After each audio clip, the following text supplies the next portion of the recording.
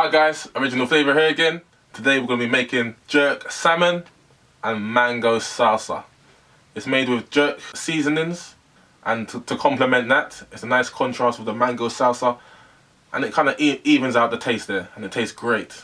So please like this page, comment, tell me what you think. Let's get cooking jerk salmon and mango salsa. Let's go!